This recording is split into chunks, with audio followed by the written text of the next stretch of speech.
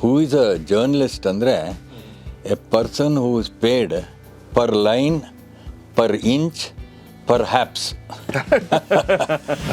So ನನಗೆ ಒಂದು ಅವಕಾಶ ಕೊಡಿ ಹಿಂದೆ. ಅದಕ್ಕೆ ಅವರಂದರು, oh my God, I don't even have a stool to offer you ಅಂದರು. ಒಂದು ಸ್ಟೂಲ್ ಕೂಡ ಇಲ್ಲ ನಿನಗೆ ಕೂರಿಸೋದಕ್ಕೆ.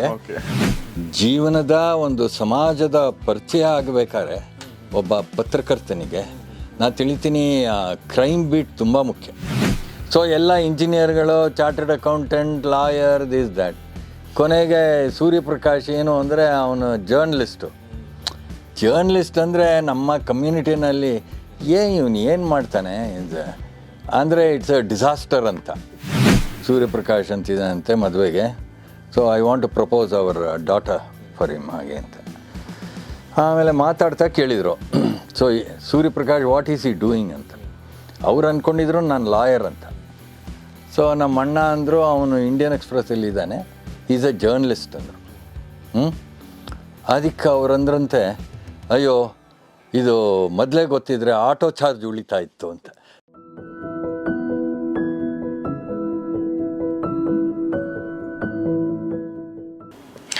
ಸ್ನೇಹಿತರೆ ನಮಸ್ಕಾರ. ಗೌರಿ ಶಕ್ಕಿ ಸ್ಟುಡಿಯೋದ ವಿಶೇಷ ಸಂವಾದಕ್ಕೆ ನಿಮಗೆಲ್ಲ ಸ್ವಾಗತ. ನಾನು ಗೌರಿ ಶಕ್ಕಿ. ಇವತ್ತು ಗೌರಿ ಶಕ್ಕಿ ಸ್ಟುಡಿಯೋಗೆ ಭಾಳ ಖುಷಿಯಾದ ದಿನ, ಭಾಳ ವಿಶೇಷವಾದ ದಿನ, ಭಾಳ ಹೆಮ್ಮೆ ಪಡುವಂಥ ದಿನ. ಯಾಕೆ ಅಂತಂದರೆ ಇವತ್ತು ನಮ್ಮ ಕರ್ನಾಟಕ ಮೂಲದ ಪತ್ರಕರ್ತರು, ಸುಮಾರು 54 ವರ್ಷಗಳ ಕಾಲ ಪತ್ರಿಕೋದ್ಯಮದಲ್ಲಿ ಕೆಲಸ ಮಾಡಿರುವಂಥ, ಪ್ರಸಾರ ಭಾರತೀಯ ಚೇರ್ಮನ್ ಆಗಿದ್ದಂಥ, 3ಕ್ಕೂ ಹೆಚ್ಚು ಅದ್ಭುತವಾದ ಪುಸ್ತಕಗಳನ್ನ ಬರೆದಿರುವಂಥ ಮತ್ತು ನಮ್ಮ ದೇಶದ ಹಲವಾರು ಜನ ಪ್ರಧಾನಮಂತ್ರಿಗಳೊಂದಿಗೆ ನಿಕಟ ಸಂಪರ್ಕದಲ್ಲಿದ್ದು ಕೆಲಸ ಮಾಡಿರುವಂಥ, ನಮ್ಮ ದೇಶದ ಅತ್ಯುನ್ನತ ಪತ್ರಿಕೆಗಳ ಸಂಪಾದಕರಾಗಿದ್ದುಕೊಂಡು ಸಂಪಾದಕ ಮಂಡಳಿಯಲ್ಲಿದ್ದುಕೊಂಡಂಥ ನಮ್ಮ ಹೆಮ್ಮೆಯ ಅರಕಲಗೂಡು ಅನಂತರಾಮಯ್ಯ ಸೂರ್ಯಪ್ರಕಾಶ್, ನಾವು ಪ್ರೀತಿಯಿಂದ ಸೂರ್ಯಪ್ರಕಾಶ್ ಅಂತ ಕರಿತೀವಿ. ಅವ್ರು ನಮ್ಮ ಸ್ಟುಡಿಯೋದಲ್ಲಿದ್ದಾರೆ. ಬನ್ನಿ ಅವ್ರನ್ನ ಸ್ವಾಗತಿಸೋಣ. Sir, welcome to the show. ನಮಸ್ಕಾರ. ನಮಸ್ತೆ. ಆ್ಯಂಡ್ ತುಂಬ ಸಂತೋಷ ನೀವು ನಿಮ್ಮ ಗೌರಿ ಶಕ್ಕಿ ಸ್ಟುಡಿಯೋಗೆ ನನ್ನ ಬರಮಾಡ್ಕೊಂಡಿದ್ದಕ್ಕೆ. And it's really great pleasure to be here with you. Great privilege. ಭಾಳ ಖುಷಿ ಸರ್ ನನಗೆ. ಅರಕಲಗೂಡು ಅನಂತರಾಮಯ್ಯ ಸೂರ್ಯಪ್ರಕಾಶ್, ಡಾಕ್ಟರ್ ಸೂರ್ಯಪ್ರಕಾಶ್, ಹೆಸರಾಂತ ಪತ್ರಕರ್ತ, 2025ರ ಪದ್ಮಭೂಷಣ ಪ್ರಶಸ್ತಿ ಪಡೆದ ಕನ್ನಡಿಗ. ಪತ್ರಿಕೋದ್ಯಮದಲ್ಲಿ 5 ದಶಕಗಳಿಗೂ ಹೆಚ್ಚಿನ ಅನುಭವ, ಸಂವಿಧಾನ ಮತ್ತು ಸಂಸದೀಯ ವಿಷಯಗಳಲ್ಲಿ ಪರಿಣಿತಿ. Zee News, the Pioneer, Asian Times, Eenadu group, Indian Express ಮುಂತಾದ ಮಾಧ್ಯಮಗಳಲ್ಲಿ ಉನ್ನತ ಹುದ್ದೆಗಳಲ್ಲಿ ಕಾರ್ಯನಿರ್ವಹಣೆ. ಪತ್ರಿಕೆಗಳಲ್ಲಿ ಅಂಕಣಕಾರರಾಗಿಯೂ ಬಲು ಜನಪ್ರಿಯ. ದೈನಿಕ್ ಜಾಗರಣ್, ಪ್ರಜಾವಾಣಿ ಮತ್ತು ದ ಪ್ರಮೇಯ ಪತ್ರಿಕೆಗಳಲ್ಲಿ ಇಂದಿಗೂ ಇವರ ಅಂಕಣ ಪ್ರಕಟವಾಗುತ್ತಿದೆ.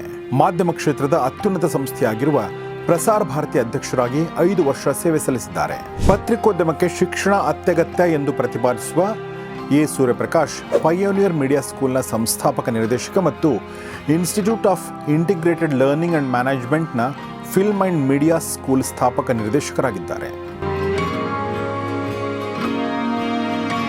ಕರ್ನಾಟಕ ರಾಜ್ಯೋತ್ಸವ ಪ್ರಶಸ್ತಿ, ಸರ್ದಾರ್ ಪಟೇಲ್ ಫೆಲೋಶಿಪ್, ಬಿಪಿನ್ ಚಂದ್ರಪಾಲ್ ಸಮ್ಮಾನ್, ಕರ್ನಾಟಕ ಪತ್ರಿಕಾ ಅಕಾಡೆಮಿ ಪ್ರಶಸ್ತಿಗಳು ಇವರಿಗೆ ಲಭಿಸಿವೆ. ಮತ್ತು ಇತ್ತೀಚೆಗೆ ಭಾರತ ಸರ್ಕಾರದ ಪದ್ಮಭೂಷಣ ಪ್ರಶಸ್ತಿಗೆ ಇವರು ಭಾಜನರಾಗಿದ್ದಾರೆ. ಡಾಕ್ಟರ್ ಸೂರ್ಯಪ್ರಕಾಶ್ ಅವರು ಲೇಖಕರಾಗಿಯೂ ಪ್ರಸಿದ್ಧಿ ಪಡೆದಿದ್ದಾರೆ. What ails Indian parliament, public money private agenda, the use and misuse of MP LADS ಮತ್ತು ಇವರು ಬರೆದ the emergency Indian democracy's darkest hour. ಈ ಪುಸ್ತಕ ತುರ್ತು ಪರಿಸ್ಥಿತಿಯ ಸಂದರ್ಭವನ್ನು ವಸ್ತುನಿಷ್ಠವಾಗಿ ದಾಖಲಿಸಿರುವ ಅತ್ಯುತ್ತಮ ಕೃತಿ ಎಂದು ಪರಿಗಣಿಸಲಾಗಿದೆ. ಇದು 5 ಭಾಷೆಗಳಲ್ಲಿ ಪ್ರಕಟಗೊಂಡಿದೆ. ಪ್ರಸ್ತುತ ಇವರು ಪ್ರಧಾನಮಂತ್ರಿಗಳ ವಸ್ತು ಸಂಗ್ರಹಾಲಯ ಮತ್ತು ಗ್ರಂಥಾಲಯ ಸಮಿತಿಯ ಸದಸ್ಯರಾಗಿದ್ದಾರೆ. ಈ ಮ್ಯೂಸಿಯಂ ಭಾರತದ ಸ್ವಾತಂತ್ರ್ಯ ನಂತರದ ಪಯಣ ಮತ್ತು ಎಲ್ಲ ಪ್ರಧಾನಮಂತ್ರಿಗಳ ಸೇವೆಗಳನ್ನು ಪ್ರದರ್ಶಿಸುತ್ತದೆ. ಇದರ ವಿಷಯ ಸಂಗ್ರಹ ಮತ್ತು ವಿನ್ಯಾಸದಲ್ಲಿ ಇವರು ಪ್ರಮುಖ ಪಾತ್ರ ವಹಿಸಿದ್ದಾರೆ. ಹೀಗೆ ಸಂವಿಧಾನ, ಶಿಕ್ಷಣ, ಸಂಸದೀಯ ವಿಷಯಗಳಲ್ಲಿ ಪರಿಣಿತಿ ಮತ್ತು ಪತ್ರಿಕೋದ್ಯಮದಲ್ಲಿ ಅಪಾರ ಸೇವೆ ಸಲ್ಲಿಸಿರುವ ಅಪರೂಪದ ವ್ಯಕ್ತಿ ಡಾಕ್ಟರ್ ಸೂರ್ಯಪ್ರಕಾಶ್ ಇಂದು ನಮ್ಮೊಂದಿಗೆ ಗೌರಿ ಶಕ್ಕಿ ಸ್ಟುಡಿಯೋದಲ್ಲಿ. ಸೊ ಯಾಕೆಂದರೆ ನಾನು ನಿಮ್ಮ ಆರ್ಟಿಕಲ್ಗಳನ್ನ ಓದ್ತಾ ಇದ್ದೆ. ನಿಮ್ಮ ಬಗ್ಗೆ ನಮ್ಮ ಸೀನಿಯರ್ ಕಲೀಗ್ಸು, ನಮ್ಮ ರಾಮಕೃಷ್ಣ ಉಪಾಧ್ಯಾಯವರು ಮಾತಾಡಿದ್ದು, ಬರೆದದ್ದು ನಾನು ನೋಡಿದ್ದೆ.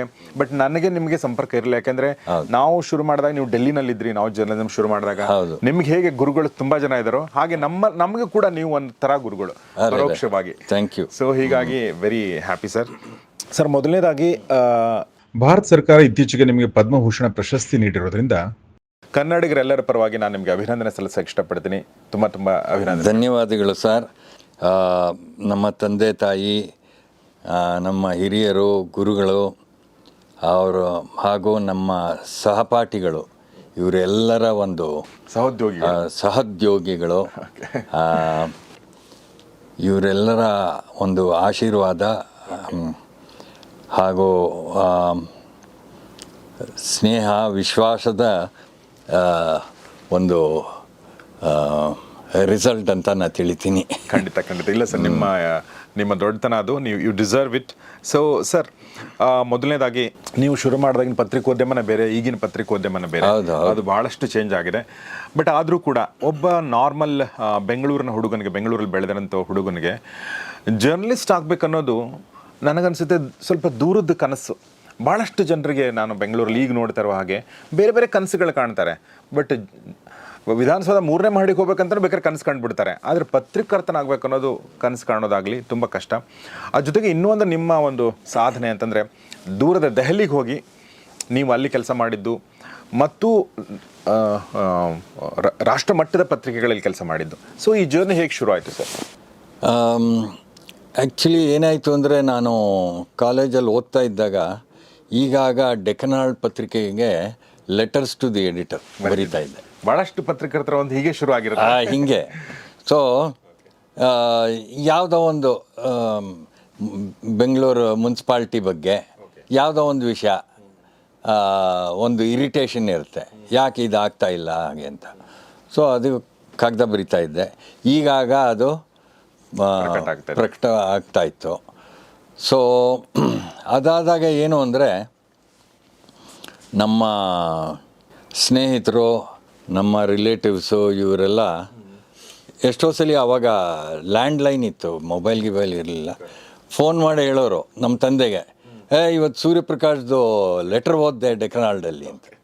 ಅಂದರೆ ಲೆಟರ್ಸ್ ಟು ದಿ ಎಡಿಟರ್ ಆ ಕಾಲದಲ್ಲಿ ತುಂಬ ಒಂದು ಪ್ರಾಮುಖ್ಯತೆ ಇತ್ತು. ಅದು ಎಲ್ಲರೂ ಪೂರ್ತಿ ಅದನ್ನೆಲ್ಲ ಓದೋರು, ಯಾರು ಬರಿತಾ ಇದ್ದಾರೆ, ಏನು ಬರಿತಾ ಇದ್ದಾರೆ ಹಾಗೆ ಅಂತ. ಸೊ ಅದಾಗಿಂದ ನಾನು ಈ ಪತ್ರಿಕೋದ್ಯಮಕ್ಕೆ ಕಾಲಿಡಬೇಕು ಅನ್ನೋ ಒಂದು ಆಸೆ.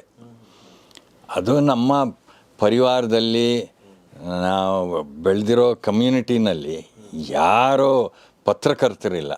ಎಲ್ಲ ಇಂಜಿನಿಯರ್ಗಳು, ಡಾಕ್ಟ್ರುಗಳು, ಲಾಯರ್ಗಳು ಈ ಥರನೇ. ಆ್ಯಂಡ್ ಇದ್ರ ಗಂಧವೇ ಇಲ್ಲ ಯಾರಿಗೂ. ನಮ್ಮ ತಂದೆ ತಾಯಿ ಕೂಡ ಏನು ಪತ್ರಕರ್ತ ಅಂದರೆ ಯಾರು, ಇವನೇನು ಮಾಡ್ತಾನೆ ಅಂತ. ಸರಿಯಾಗಿ ಸಂಬಳ ಬರುತ್ತಾ? ಒಂದು there is an English joke, who is a journalist ಅಂದರೆ a person who is paid per line, per inch, perhaps. ಆ ಕಾಲದಲ್ಲಿ. ಸೊ ಆ ಕಾಲದಲ್ಲಿ ಸಂಪಾದನೆಯೂ ಅಷ್ಟೇ. ಯಾವುದೇ ಪತ್ರಿಕೆಯಲ್ಲಿ ಕೆಲಸ ಮಾಡೋದು, it was very low compared to other professions. ಹೀಗಾಗಿ ಅದ್ರ ಬಗ್ಗೆ ಒಂದು actually people had at a contempt for journalist. ಇನ್ಯಾವುದು ಏನೋ ಸರಿ ಹೋಗಲಿಲ್ಲ ಅಂದರೆ ಹೋಗಿ ಜರ್ನಲಿಸ್ಟ್ ಆಗು ಅಂತ. ಆದರೆ ನನ್ನ ಪರಿಸ್ಥಿತಿ ಅದಲ್ಲ. ನಾನೇ ಖಂಡಿತವಾಗಿ ಈ ಒಂದು ಇದೇ ನನ್ನ ಉದ್ಯಮ ಅಂತ ನನ್ನ ತಲೆಯಲ್ಲಿ. ಹಿಂಗಾದಮೇಲೆ ನಾನು ಭಾರತೀಯ ವಿದ್ಯಾಭವನಲ್ಲಿ ನಂದು BSc ಆದಮೇಲೆ ಡಿಪ್ಲೊಮಾ ಇನ್ ಜರ್ನಲಿಸಮ್ ಕೋರ್ಸ್ ಇತ್ತು, ಅದರಲ್ಲಿ ಸೇರಿದೆ. ಅದು 1 ವರ್ಷ ಕೋರ್ಸು, ಇದು ಈಗಲೂ ನಡೀತಾ ಇರಬೇಕು ಬೆಂಗಳೂರಲ್ಲಿ. ಆ ಕೋರ್ಸು ಮುಗೀತು. ಅಲ್ಲಿ ಶೇಷಾದ್ರಿ ಅಂತ ನ್ಯೂಸ್ ಎಡಿಟರ್ ಇರ್ತಾರೆ ಡೆಕ್ಕನಾಳ್ನವರು. ಅವರು ಅಲ್ಲಿ ಎಡಿಟಿಂಗ್ ಹೇಳ್ಕೊಡೋರು. ಆದರೆ ಕ್ಲಾಸಲ್ಲಿ 2-3 ಸಲ ಅಂದರು, ನೀವೆಲ್ಲ ಬಂದು ಈ ಡಿಪ್ಲೊಮಾ ತೊಗೋತೀರಾ, ಜರ್ನಲಿಸಮ್ ಡಿಪ್ಲೊಮಾ, ಆದರೆ ಜರ್ನಲಿಸಮಿಗೆ ನೀವು ಬರೋದಿಲ್ಲ, ಪಬ್ಲಿಕ್ ರಿಲೇಷನ್ಸು ಇದ್ದು ಅದು ಎಲ್ಲೆಲ್ಲ ಹೊರಟೋಗ್ತೀರಾ, ನೀವು ಜರ್ನಲಿಸಮ್ ಬರಬೇಕು ಅಂತ. ಸೊ ನಾನು ಶೇಷಾದ್ರಿ ಅವ್ರ ಮಾತನ್ನು ತುಂಬ ಗಂಭೀರವಾಗಿ ತೊಗೊಂಡು ನನ್ನ ಡಿಪ್ಲೊಮಾ ಸರ್ಟಿಫಿಕೇಟ್ ಕೈಗೆ ಬಂದ ಕೂಡಲೇ ಡೆಕ್ಕನಾಳ್ಗೆ ಹೋದೆ. ಓಕೆ, ಅದಕ್ಕಿಂತ ಮುಂಚೆ ಏನು ಓದಿದ್ರಿ ಸರ್ ನೀವು? ಅದಕ್ಕೆ BSc. ಓಕೆ, ಯಾವ ಕಾಲೇಜ್ ಸರ್? ಅದು ಬೆಂಗಳೂರು, ನಮ್ಮ Bengaluru university government college. Okay. So diploma certificate ಎಲ್ಲ ಡಿಪ್ಲೊಮಾ ಫಂಕ್ಷನ್ ಆಯಿತು. ಅದಾದ 1-2 ದಿವಸಕ್ಕೆ ಶೇಷಾದ್ರಿ ಅವ್ನು ನೋಡೋಕ್ಕೆ ಹೋದೆ. ಡೆಕ್ಕನಾಲ್ಡಲ್ಲಿ ಅವರು ನ್ಯೂಸ್ ಎಡಿಟ್ರು, ಎಲ್ಲ ಸಬ್ ಎಡಿಟರ್ಗಳು ಕೂತಿದ್ರು. Oh hello Suryaprakash, how are you and what brings you here ಅಂದರು. Sir you use to always say in class that we never come in to this profession, so ನನಗೆ ಒಂದು ಅವಕಾಶ ಕೊಡಿ ಹಿಂದೆ. ಅದಕ್ಕೆ ಅವರಂದರು, oh my God, I don't even have a stool to offer you ಅಂದರು. ಒಂದು ಸ್ಟೂಲ್ ಕೂಡ ಇಲ್ಲ ನಿನಗೆ ಕೂರಿಸೋದಕ್ಕೆ, ಸೊ ನಾನು ಹೆಂಗೆ ನಿನಗೆ ಸಹಾಯ ಮಾಡಲಿ ಅಂದರು. ನನಗೆ ಅದು ಒಂಥರ ಶಾಕ್ ಆಗೋಯ್ತು. ಬಿಕಾಸ್ ನಿಜವಾಗ್ಲೂ ಅವರು ಕ್ಲಾಸಲ್ಲಿ ಇದೆಲ್ಲ ಹೇಳ್ತಾ ಇದ್ರಲ್ಲ, ಈಗ ಅವ್ರು ಕೆಲಸ ಕೊಡ್ತಾರೆ ಅಂತ. ಅದಕ್ಕೆ ಮುಂಚೆ ನಾನು ಡಿಪ್ಲೊಮಾ ಓದ್ತಾ ಇದ್ದಾಗ ಆ ಡೆಕ್ಕನಾಳ್ ಮುಂದ್ಗಡೆ ಸೌತ್ ಪೆರೇಡ್ ಅಂತಿತ್ತು. ಅದು ಸಾಯಂಕಾಲ ವಾಕಿಗೆ ತುಂಬ ಚೆನ್ನಾಗಿತ್ತು. ಅದು ಒಂಥರ ಎಲಿವೇಟೆಡ್ಡು. ಆಮೇಲೆ ಬೆಂಚ್ಗಳು, ಆ ಡೆಕ್ಕನಾಳ್ ಮುಂದೆ ಬೆಂಚಲ್ಲಿ ಕೂತ್ಕೊಂಡು ನೋಡ್ತಾ ಇರುವೆ ಬಿಲ್ಡಿಂಗು. ಈಗ ಇನ್ನೇನು ಒಂದಷ್ಟು ತಿಂಗಳಲ್ಲಿ ನಾನು ಇಲ್ಲಿ ಕೆಲಸ ಮಾಡ್ತೀನಿ ಅಂದರೆ ಅಷ್ಟು ಡಿಟರ್ಮಿನೇಷನ್ ಆಗಲಿಲ್ಲ. ಆಮೇಲೆ ನಮ್ಮ ತಂದೆಗೆ ಹೇಳಿದೆ ಇದೇನು ಮಾಡೋದು ಅಂತ. ನಮ್ಮ ತಂದೆಯವರು ಅವಾಗ ಅವ್ರಿಗೆ ಜ್ಞಾಪಕ ಬಂತು, ಎಸ್ ಕೆ ಶೇಷಾದ್ರಿ ಅಂತ ಒಬ್ಬರು ನಮ್ಮ ಫ್ಯಾಮಿಲಿ ಫ್ರೆಂಡ್. ಅರೆ Seshadri is connected with press, let me talk to him ಅಂದ್ಬಿಟ್ಟು ಎಲ್ಲ ಹುಡುಕಿದ್ರು ಡೈರೆಕ್ಟ್ರಲ್ಲಿ.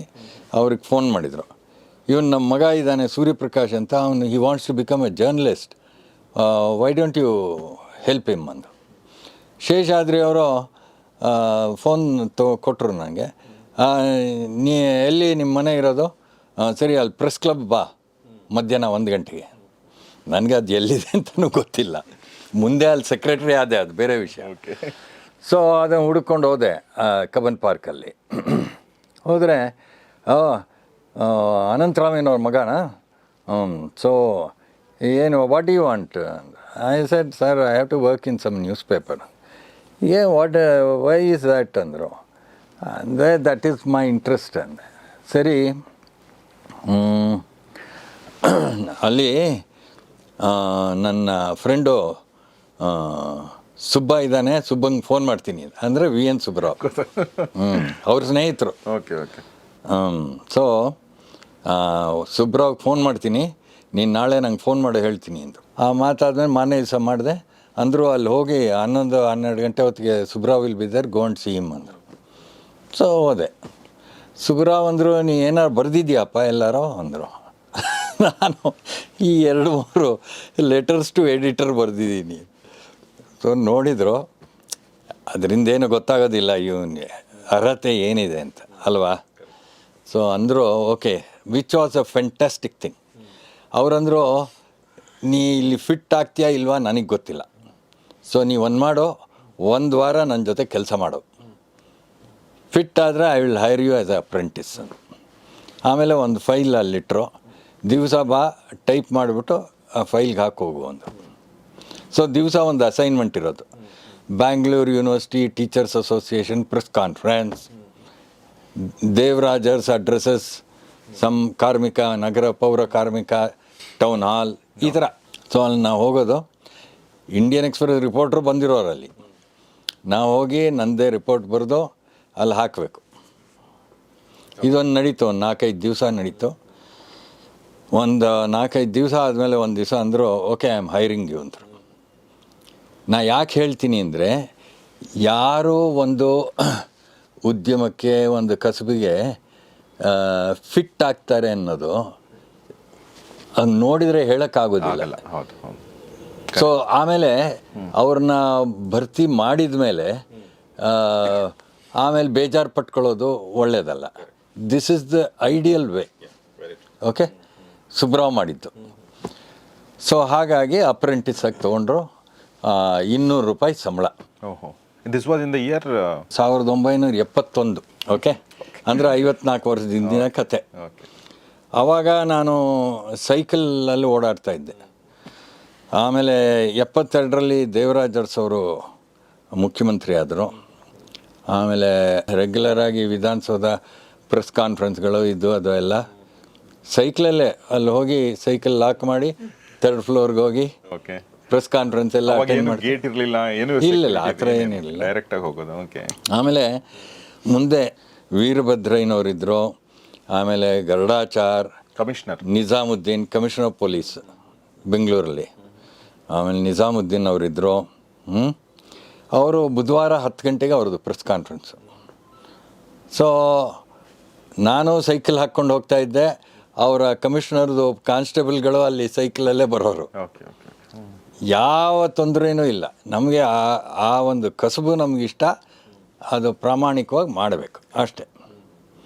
ಸೊ ನನ್ನ ಆರ್ಥಿಕ ಬೆಳವಣಿಗೆ ಏನು ಅಂದರೆ, ಆ ಸೈಕಲಿಂದ ಒಂದು ಮಾಪೆಡ್ಡು 1500 ರೂಪಾಯಿಗೆ ಕೊಂಡ್ಕೊಂಡಿದ್ದು, ಒಂದು ಸೆಕೆಂಡ್ ಹ್ಯಾಂಡ್ ಮಾಪೆಡ್, ಆಮೇಲೆ ಒಂದು ಮೋಟರ್ ಸೈಕಲ್ಲು, ಆಮೇಲೆ ಒಂದು ಸೆಕೆಂಡ್ ಹ್ಯಾಂಡ್ ಫಿಯಟ್ ಕಾರು, ಹಾಗೆ ಜೀವನ ಸಾಗಿತ್ತು. Okay okay so this is how it started. Yeah. That's wonderful sir. ನೀವು ಹೇಳ್ತಿದ್ರಲ್ಲ ಸರ್, ಅವಾಗ ನೀವು ಈ ಬೀಟ್ ಅಂತ ಏನಿರಲಿಲ್ಲ, ನೀವು ಎಲ್ಲದನ್ನೂ ಕವರ್ ಮಾಡಬೇಕಾಗ್ತಿತ್ತಾ? ಎಲ್ಲದೂ ಮಾಡೋದು, but primarily initially crime beat ಆಗಲೇಬೇಕು. ಓಕೆ ಓಕೆ ಅದು ದಟ್ ವಾಸ್ ಫ್ಯಾಂಟಾಸ್ಟಿಕ್. ಸುಮಾರು 4-5 ವರ್ಷ ರೆಗ್ಯುಲರಾಗಿ ನನ್ನ ಕ್ರೈಮ್ ಬೀಟ್ ಇರೋದು. ಅದು ತುಂಬ ಮುಖ್ಯ. ಅದು ಆ್ಯಕ್ಚುಲಿ ಈ ಒಂದು ಜೀವನದ ಒಂದು ಸಮಾಜದ ಪರಿಚಯ ಆಗಬೇಕಾದ್ರೆ ಒಬ್ಬ ಪತ್ರಕರ್ತನಿಗೆ ನಾನು ತಿಳಿತೀನಿ, ಕ್ರೈಮ್ ಬೀಟ್ ತುಂಬ ಮುಖ್ಯ. ಹೌದು ಹೌದು ಹೌದು. ಪೊಲೀಸ್ನವರ ಪೊಲೀಸ್ ಸ್ಟೇಷನ್ಗಳಿಗೆ ಹೋಗಬೇಕು, ಪೊಲೀಸ್ ಇನ್ಸ್ಪೆಕ್ಟರ್ಗಳನ್ನು, ಕಮಿಷನರಿಂದ ಹಿಡಿದು ಎಲ್ಲರೂ ಪರಿಚಯ ಮಾಡ್ಕೋಬೇಕು. ಡಿಸ್ಟ್ರಿಕ್ಟ್ ಕೋರ್ಟ್ಗೆ ಹೋಗಬೇಕು, ಮೆಟ್ರೋಪಾಲಿಟನ್ ಮ್ಯಾಜಿಸ್ಟ್ರೇಟ್ಗಳು, ಅವರ ಕ್ಲರ್ಕ್ಗಳು, ಅವ್ರನ್ನೆಲ್ಲ ಪರಿಚಯ ಮಾಡ್ಕೋಬೇಕು. ದಿವಸ ರುಪ್ತಂಗ ರೋಡಲ್ಲಿ 5-6 ಕೋರ್ಟ್ಗಳಿದ್ದು, ಆಮೇಲೆ ಮೇಯೋ ಹಾಲಲ್ಲಿ 2-3 ಕೋರ್ಟು. ಸೊ ದಿವಸ ಡ್ರಿಲ್ ಏನು ಅಂದರೆ ನಂದು, ಈಗ ಹೆಂಗೆ ಸಿಸ್ಟಮ್ ಏನಿತ್ತು ಅಂದರೆ, ಎಲ್ಲ ಪೊಲೀಸ್ ಸ್ಟೇಷನ್ನಿಂದ ಏನು FIR ದಾಖಲೆ ಆಗಿರುತ್ತೆ ಅದಷ್ಟು ಕನ್ಸರ್ನ್ಡ್ ಮ್ಯಾಜಿಸ್ಟ್ರೇಟ್ಗೆ ಕೋರ್ಟಿಗೆ ಬರಬೇಕು. ಓಕೆ ಓಕೆ ಇವತ್ತಿಂದೆಲ್ಲ ನಾಳೆ ಬೆಳಿಗ್ಗೆ ಅಲ್ಲಿ ಕಳಿಸ್ಬೇಕು. ಓಕೆ ಓಕೆ ಸೊ ನಾನು ಅಲ್ಲಿ ಮಧ್ಯಾಹ್ನ ಹೋಗ್ತಾ ಇದ್ದೆ. ಎಲ್ಲ ಕ್ಲರ್ಕ್ಗಳ ಪರಿಚಯ ಆಗಿತ್ತು. ಇಂಡಿಯನ್ ಎಕ್ಸ್ಪ್ರೆಸ್ ಬಂದ್ರಾ, ತಗೊಳ್ಳಿ ಈ ಕಂತೆ. ಸೊ ಅಲ್ಲಿ ಪಕ್ಕದಲ್ಲಿ ಕೂತ್ಕೊಂಡು ಎಲ್ಲ ನೋಡೋದು. ಸರ್, ನೀವು ಡೆಕ್ಕನ್ ಹೆರಾಲ್ಡಿಂದ ನೀವು ಇಂಡಿಯನ್ ಎಕ್ಸ್ಪ್ರೆಸ್? ಇಲ್ಲ, ಮೊದಲು ಇಂಡಿಯನ್ ಎಕ್ಸ್ಪ್ರೆಸ್. ಮೊದಲು ಇಂಡಿಯನ್ ಇದು ಸುಬ್ರಾವ್ ಅವರು ನನಗೆ ಕೆಲಸ ಕೊಟ್ಟು ಒಂದು ಬಾಗಿಲು ತೆಗೆದು ನನಗೊಂದು ಅವಕಾಶ ಕೊಟ್ಟಿದ್ದು. Indian Express. Indian Express only. Okay okay okay. Deccan Herald ಆಗ್ಲಿಲ್ವಲ್ಲ, ಶೇಷಾದ್ರಿ ಅವರು ನಾನು ಸ್ಟೂಲ್ ಕೂಡ ಇಲ್ಲ ಅಂದ್ಬಿಟ್ರು. ಓಕೆ ಓಕೆ ಹಾಗಾಗಿ ಇಂಡಿಯನ್ ಎಕ್ಸ್ಪ್ರೆಸ್ಗೆ ಹೋಗಿತ್ತು. Okay okay. ಸೊ ದಿವಸ ಇದು FIR ಒಂದು ಅಲ್ಲಿ 4-5 ಕೋರ್ಟ್ ಇತ್ತು. ಒಂದೊಂದು ಕೋರ್ಟ್ಗೆ ಹೋಗಿ ಮಧ್ಯಾಹ್ನ ಪೂರ್ತಿ ಚೆಕ್ ಮಾಡೋದು. ಒಳ್ಳೆ ಸ್ಟೋರೀಸ್ ಸಿಗೋದು ಅಲ್ಲಿ. ಆಮೇಲೆ ಮೇಯೋ ಹಾಲ್ ಹೀಗೆ. ಆಮೇಲೆ ಕಮಿಷನರು, ಡೆಪ್ಟಿ ಕಮಿಷನರ್ಸು, ಯಾಕೆ ನಮ್ಮ DR ಕಾರ್ತಿಕೇಯನ್, ಕೋದಂಡರಾಮಯ್ಯ, ಶ್ರೀನಿವಾಸುಲು, ರಾಮಾನುಜಂ, ಆವಾಗ ಆನಂದನ್ ಅಂತ ಒಬ್ಬರಿದ್ದರು, ಎಲ್ಲ ಡೆಪ್ಟಿ ಕಮಿಷನರ್ಸು, ಪೊಲೀಸ್ ಎಲ್ಲ ಚೆನ್ನಾಗಿ ಪರಿಚಯ ಇತ್ತು. ಓಕೆ.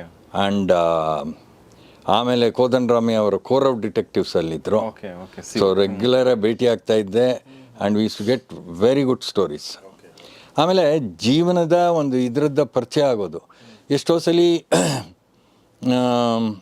ಒಂದು ದಿವಸ ರಾತ್ರಿ 2 ಗಂಟೆಗೆ ಮನೆಗೆ ಹೋದೆ. ಆಮೇಲೆ ಮಾರನೇ ದಿವಸ ಮಲಗಿದ್ದು 3 ಗಂಟೆಗೆ. ಮಾರನೇ ದಿವಸ 9-10 ಗಂಟೆಗೆ ಎದ್ದೆ. ಎದ್ದರೆ ನಮ್ಮ ತಂದೆ ಇದ್ದವರು, ಏನು ನೆನ್ನೆ ರಾತ್ರಿ ಎಷ್ಟು ಗಂಟೆ ಬಂದೆ, ಏನಾಯಿತು ಅಂದರು. ಈಗ ಅಂದೆ, ಅಣ್ಣ ಅದು ನೆನ್ನೆ ಈ ಹೋಟೆಲ್ಗಳು ಓಕೆ ರೈಡ್ ಮಾಡಿದ್ರು. Okay okay. ಯಾಕೆಂದರೆ ಅಲ್ಲಿ ವ್ಯಭಿಚಾರ ನಡೀತಾ ಇತ್ತು. ಓಕೆ. ಪ್ರಾಸ್ಟಿಟ್ಯೂಷನ್. ಸೊ ಅದಕ್ಕೆ ನನಗೆ ಒಂದು 9 ಗಂಟೆಗೆ ಫೋನ್ ಮಾಡಿದರು. Suryaprakash, be ready. ನೈಟು? ರಾತ್ರಿ. Be ready, there is something happening and I want to take you with me ಅಂತ. ಸೊ ರಾತ್ರಿ 10-10:15 ಫೋನ್ ಬಂತು. ನಾನು ಅಲ್ಲಿ ಕಮಿಷನರ್ ಆಫೀಸ್ ಪಕ್ಕದಲ್ಲೇ ನಡ್ಕೊಂಡು ಹೋದೆ. ಜೀಪಲ್ಲಿ ಕೂರಿಸ್ಕೊಂಡ್ರು ಆ್ಯಂಡ್ ಸೀದಾ ಚಿಕ್ಕಪೇಟೆಗೆ ಹೋದರು. ಆಮೇಲೆ ಅದೇನು ಈ ಲಾಡ್ಜು ಆ ಲಾಡ್ಜು, ಅವರಾಗಲೇ ಅಲ್ಲಿ ಲೋಕಲ್ ಪೊಲೀಸ್ನವ್ರು ಬಂದರು, ಪೂರ ಮುತ್ತಿಗೆ ಹಾಕಿದರು. ಫಜೀತಿ ಆ ಹೆಂಗಸರು, ಅವರ ಕ್ಲೈಂಟ್ಸು ಅಲ್ಲಿ ಬಂದಿದ್ದ, ಹಾರಿಬಲ್. ಬಟ್ ನನಗೆ ಇದು ಯಾವುದು ನಮಗೆ ನಮ್ಮ ಜೀವನದಲ್ಲಿ ಇದೇನಾರೋ ಈ ಥರ ಇದೆ ಅಂತಲೂ ಒಂದು ಕಲ್ಪನೆ ಇರೋದಿಲ್ಲ. ಅದೊಂದು ಉದ್ಯಮ. Very true very true. And ಅದರಲ್ಲಿ ಯಾರ್ಯಾರು ಏನೇನು ಆಗ್ತಾ ಇದೆ, Stakeholders. ಇದರ ಸ್ಟೇಕ್ ಹೋಲ್ಡರ್ಸು, ಆಮೇಲೆ ಅದರ ವ್ಯವಸ್ಥೆ ಏನು. ಆಮೇಲೆ ನನಗೆ ಗೊತ್ತಾಯಿತು ಆ್ಯಕ್ಚುಲಿ ಪೊಲೀಸಲ್ಲಿ ಆಮೇಲೆ ಮ್ಯಾಜಿಸ್ಟ್ರೇಟ್ಸು ಒಂದು ಇಷ್ಟು ಜನನ ಹಿಡಿಲೇಬೇಕು ಅಂತ, ಪ್ರಾಸ್ಟಿಟ್ಯೂಟ್ಸ್ನ. Okay okay. ಸೊ ಅದು ಹೆಂಗೆ ಅಂದರೆ ಆ ಒಂದು ಪ್ರಾಸ್ಟಿಟ್ಯೂಟ್ ಅವ್ರ ಲೆಕ್ಕ ಇಟ್ಕೊಂಡಿರೋರು. ಆ್ಯಂಡ್ ಏನು ಸರ್ ನಾನು 3 ತಿಂಗಳ ಹಿಂದೆ ಹೇಳ್ಕೊಂಡು ಹೋಗಿದ್ರಿ ಹಾಗೆ ಅಂತ, ಓಕೆ. ಇಲ್ಲ ನನ್ನ ಟರ್ನ್ ಆಗೋಗ್ಬಿಟ್ಟಿದೆ ಅಂತ. ಓ. ಸೊ ಅದೆಲ್ಲ ಒಂದು ಅವ್ರದ್ದೇ ಒಂದು ವ್ಯವಸ್ಥೆ ಇರೋದು. ಸೊ ದಾಖಲೆಗೆ ಅದು ತೋರಿಸ್ಬೇಕು ಅವ್ರು. ಇಷ್ಟು ಜನ ಇಷ್ಟು ವರ್ಷದಲ್ಲಿ SIT ಆ್ಯಕ್ಟ್ ಪ್ರಕಾರ ನಾವು ಈ ಒಂದು ಕ್ರಮ ತಗೊಂಡು ಇಷ್ಟು ಜನನ ನಾವು ಅರೆಸ್ಟ್ ಮಾಡಿದ್ದೀವಿ ಇದೆಲ್ಲ. ಸೊ ಆಮೇಲೆ they would be produced before magistrate, ಆಮೇಲೆ ಅವ್ರಿಗೆ ಬೇಲು ಎಕ್ಸೆಟ್ರಾ, ತಿರ್ಗಾ ವಾಪಸ್ ಅವರು ಆ ಲಾಡ್ಜು ಮಾರನೇ ದಿವಸ. ಸೊ ಬೆಳಿಗ್ಗೆ ನಾನು ನಮ್ಮ ತಂದೆಗೆ actually it was quite strange that I told him I had gone to so many brothels in the night with the Deputy Commissioner of Police. Okay. So that was my exposure to the ugly and harsh side of life. But ಇದೆಲ್ಲ ನಮಗೆ ಪತ್ರಿಕೋದ್ಯಮದಲ್ಲಿ ಇದು ತುಂಬ ಒಂದು foundational, ಇದು ಒಂದು ಅಡಿಪಾಯ. Very true. ನಮ್ಮ ಪತ್ರಕರ್ತರಿಗೆ ಮಾತ್ರ ಲೈಫನ್ನು ಫಸ್ಟ್ ಹ್ಯಾಂಡ್ ನೋಡೋಕ್ಕೆ ಸಾಧ್ಯ ಆಗುತ್ತೆ. ಅಂದರೆ ಹಸಿ ರಿಯಾಲಿಟಿ ಸಿಗೋದು ಪತ್ರಕರ್ತರಿಗೆ ಬೇಸಿಕಲಿ, ಸರ್. ಅದು ಕ್ರೈಮ್ ಪತ್ರಕರ್ತರಂತೂ ಬಿಕಾಸ್ ಈಗ ಏನೇ ಆದ್ರೂ ಕೂಡ ಪೇಪರ್ಲ್ಲಿ ಓದ್ತಾರೆ, ಟಿವಿನಲ್ಲಿ ನೋಡ್ತಾರೆ ಜನ. ಬಟ್ ನಾವು we are the first hand witness. ಆ ಒಂದು ಅಥಾರಿಟೀಸ್ ಬಿಟ್ರೆ ಅಲ್ಲಿ ಇರೋಂಥ ಪತ್ರಕರ್ತರು. ಹೀಗಾಗಿ ಆವರೆಗಿನ ನಮ್ಮ ಲೈಫ್ ಏನಿರುತ್ತೆ ಅದಕ್ಕೆ ಒಂದು ರೂಡ್ ಶಾಕ್ ಕೂಡ ಆಗ್ಬೋದು, ನಮಗೆ ಕಲ್ಚರಲ್ ಶಾಕ್ ಆಗ್ಬೋದು, ಏನ್ ಬೇಕಾದ್ರೂ ಆಗ್ಬೋದು. ಸರ್ ನಿಮ್ಮ ಒಂದು ನಿಮ್ಮ ತಂದೆ ತಾಯಿ ಏನು ಮಾಡ್ತಿದ್ರು ಸರ್ ಆಕ್ಚುಲಿ? ಅಂದ್ರೆ ಹೇಗೆ ನೀವು ಅಕಸ್ಟಮ್ಡ್ ಆದ್ರಿ ಅನ್ನೋದು ಪ್ರಶ್ನೆಗೆ ಕೇಳ್ತಾ ಇರೋದು. ಸೊ ಇಲ್ಲ, ಅದು it was totally new for the entire family. Because ನಮ್ಮ ತಂದೆ ಮೈಸೂರು ಸರ್ಕಾರದ ಇದರಲ್ಲಿದ್ದು. Okay. And he was before retirement he was deputy commissioner in Chikkamagaluru. ಆಮೇಲೆ ಅದಾದಮೇಲೆ he was heading Bangalore transport service. Who your father? My father in 1954-55 I think. ಅದಕ್ಕೆ ಮುಂಚೆ Chikkamagaluru deputy commissioner ಆಗಿದ್ರು. Okay. So ನನಗೆ civil servant. Civil servant.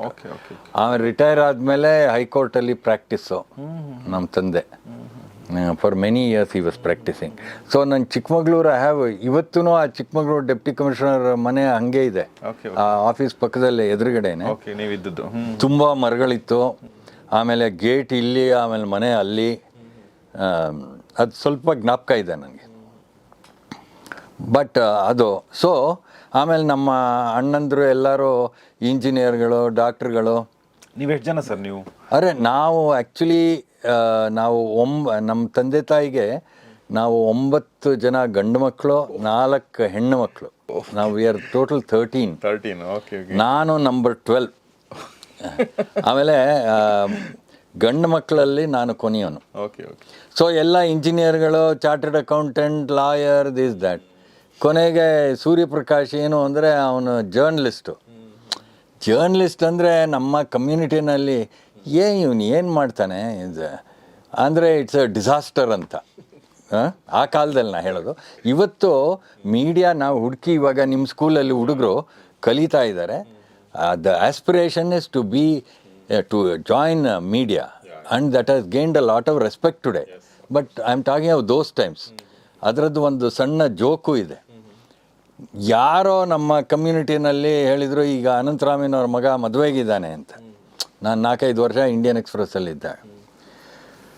So ಅವ್ರಿಗೆ ಯಾರೋ ಹೇಳಿದರು ಇವನು ಲಾಯರು ಅಂತ. ಸೊ ಅವರೆಲ್ಲೋ ಅಡ್ರೆಸ್ ಹುಡ್ಕೊಂಡು ಮನೆಗೆ ಬಂದರು ಆಟೋನಲ್ಲಿ. ಆಮೇಲೆ ನಮ್ಮ ತಾಯಿ ಇದ್ದರು, ನಮ್ಮ ಅಣ್ಣ. ಸೊ ನಾನಿರಲಿಲ್ಲ ಮನೇಲಿ ಲಕ್ಕಿಲಿ. ಸೊ ಅವರು ಮಾತಾಡ್ತಿದ್ರು. ಆಮೇಲೆ ನಿಮ್ಮ ತಮ್ಮ ಸೂರ್ಯಪ್ರಕಾಶ್ ಅಂತಿದ್ದಾನಂತೆ ಮದುವೆಗೆ. So I want to propose our daughter for him ಹಾಗೆ ಅಂತ. ಆಮೇಲೆ ಮಾತಾಡ್ತಾ ಕೇಳಿದರು, so Suryaprakash what is he doing ಅಂತ. ಅವ್ರು ಅಂದ್ಕೊಂಡಿದ್ರು ನಾನು ಲಾಯರ್ ಅಂತ. ಸೊ ನಮ್ಮ ಅಣ್ಣ ಅಂದರು ಅವನು ಇಂಡಿಯನ್ ಎಕ್ಸ್ಪ್ರೆಸ್ಸಲ್ಲಿ ಇದ್ದಾನೆ, ಈಸ್ ಎ ಜರ್ನಲಿಸ್ಟ್ ಅಂದರು. ಅದಕ್ಕೆ ಅವ್ರಂದ್ರಂತೆ, ಅಯ್ಯೋ ಇದು ಮೊದಲೇ ಗೊತ್ತಿದ್ರೆ ಆಟೋ ಚಾರ್ಜ್ ಉಳಿತಾ ಇತ್ತು ಅಂತ. ನಾ ಅದನ್ನು ಕನ್ನಡ ಪ್ರಭಾಲಿ ಸಂಡೇ ಬರೆದಿದ್ದೆ. ಅದು I done a middle journalist ಅಂತ ಗೊತ್ತಿದ್ರೆ ಆಟೋ ಚಾರ್ಜ್ ಉಳಿತಿತ್ತು ಅಂತ. ಸೊ ಅದು 70ರ ದಶಕದ ಒಂದು ಆಲೋಚನೆ, ಒಂದು ಇದು ನಿಜ ನಿಜ ನಿಜ. ಅದು ಪರವಾಗಿಲ್ಲ. ಸಮಾಜ ಅವತ್ತು ಆ ಥರ ಪರಿಗಣಿಸ್ತಿತ್ತು. ಬಟ್ ನನ್ನ ಜೀವನದಲ್ಲಿ ನಾನು ಯಾರು ನಮ್ಮ ಸಂಬಂಧಿಕರೇ ಆಗಲಿ ಬೇರೆಯವರೇ ಆಗಲಿ ನನ್ನ ಉದ್ಯಮದ ಬಗ್ಗೆ ಅವ್ರು ಏನು ತಿಳಿತಾರೆ ಅಂತ ಅದಕ್ಕೆಲ್ಲ ಅದು ತಲೆಗೆ ಹಚ್ಚಿಸ್ಕೊಳ್ಳೇ ಇಲ್ಲ. ನಾನು ನನಗೆ ಇದನ್ನು ಇಷ್ಟ, ಇದು ನಾನು ಮಾಡ್ಕೊಳ್ತಾ ಇದ್ದೀನಿ ಅಷ್ಟೇ. ಸೊ ಹಾಗಾಗಿ ಏನಾಯಿತು, 1976ರಲ್ಲಿ 76-77 ಬ್ಯಾಂಗ್ಳೂರ್ ರಿಪೋರ್ಟರ್ಸ್ ಗಿಲ್ಡ್ ಅವಾರ್ಡ್ಸ್ ಇತ್ತು, ಆ್ಯನ್ಯುವಲ್ ಅವಾರ್ಡ್ಸ್. ಸೊ ಅದಕ್ಕೆ ನಾನು ಸುಮಾರು ಕೆಲಸ ಮಾಡ್ತಾಯಿದ್ದೆ, ಇಂಟರ್ವ್ಯೂಗಳು, ಇನ್ವೆಸ್ಟಿಗೇಟಿವ್ ರಿಪೋರ್ಟ್ಸ್ ಎಲ್ಲ. ಆಮೇಲೆ ಅದಕ್ಕೆ ಹಾಕಿದ್ದೆ. ಅದು 2 ಅವಾರ್ಡ್ ನನಗೆ ಬಂದ್ಬಿಡ್ತು. Okay okay. ಸೊ ಅದು ಫಸ್ಟು ಪೇಪರ್ ಅನೌನ್ಸ್ಮೆಂಟ್ ಬಂತು. ಆಮೇಲೆ governor came to present the awards, ಒಂದು ದೊಡ್ಡ ಫಂಕ್ಷನ್ನು. ಅದರದ್ದು Deccan Herald, Indian Express, Kannadaprabha, Prajavani ಎಲ್ಲದರಲ್ಲೂ ಫೋಟೋಗಳು ನಂದು ಬೇರೆಯವ್ರದ್ದು ಒಳಗಡೆ ಪೇಜಲ್ಲಿ. ಈ ಪತ್ರಕರ್ತರ ಇದು ಬ್ಯಾಂಗ್ಳೂರ್ ರಿಪೋರ್ಟರ್ಸ್ ಗಿಲ್ಡ್ ಅವಾರ್ಡ್ಸ್ ಅಂತ. ಸೊ ಸೂರ್ಯಪ್ರಕಾಶ್ ಏನು ನಮ್ಮ ಸಂಬಂಧಿಕರೆಲ್ಲ ಫೋನ್ ಮಾಡ್ತಾ ಇದ್ದಾರೆ ನಮ್ಮ ತಂದೆಗೆ, ಅಯ್ಯೋ ಸೂರ್ಯಪ್ರಕಾಶ್ದು ಇದೆಲ್ಲ ನೋಡಿದ್ವಿ, ಫ್ಯಾಂಟಾಸ್ಟಿಕ್, ಇದೇನು ಇದು ಅಂತ. ನಮ್ಮ ತಂದೆ ತಾಯಿಗೆ ತುಂಬ ಆಶ್ಚರ್ಯ ಆಗೋಯ್ತು, ನಮ್ಮ ಫ್ಯಾಮಿಲಿಗೇನೆ. ಆದರೆ ನಾವು ಏನೋ ನಮ್ಗೆ ಗೊತ್ತೇ ಇರಲಿಲ್ಲ ಇವನು ಇಷ್ಟೊಂದು, ಅಂದರೆ ಇದಕ್ಕೆ ಒಂದು ಸ್ಥಾನ ಮಾನ ಇದೆ, ಈ ಕಸಬಿಗೆ ಒಂದು ಮರ್ಯಾದೆ ಇದೆ ಅಂತ. ಐ ಡೋಂಟ್ ಬ್ಲೇಮ್ ದೆಮ್, ಅವ್ರಿಗೆ ಗೊತ್ತಿಲ್ಲ. ಈಗ ಆ ಕಾಲದಲ್ಲಿ ನಾಟಕ ಮಾಡ್ತೀನಿ ಅಂದರೆ ಮಗ, ನನ್ನ ಥಿಯೇಟ್ರ್ ಇಷ್ಟ ನನಗೆ ಮಾಡ್ತೀನಿ ಅಂದರೆ, ಆಮೇಲೆ ಯಾರು ಹೆಣ್ಣು ಕೊಡೋಕ್ಕೆ ಬರ್ತಾರೆ. ಆಮೇಲೆ